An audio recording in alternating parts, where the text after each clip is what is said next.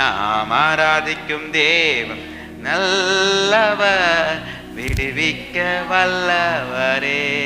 உள்ள போயிட்டு எரிகின்ற அக்கினிக்குள்ள போயிட்டு அவங்க என்ன பண்றாங்க? துதிக்கிறாங்க.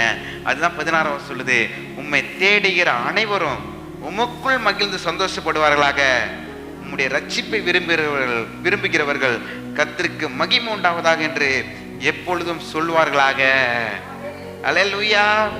நான் சிறுமையும் எளிமையானவன், கர்த்தரோ என் மேல் நினைவாய் இருக்கிறார். தேவரீர் என் துணையும் என் விடுவிக்கிறமாய் இருக்கிறீர். என் தேவனே தாமதியாயும். அல்லேலூயா.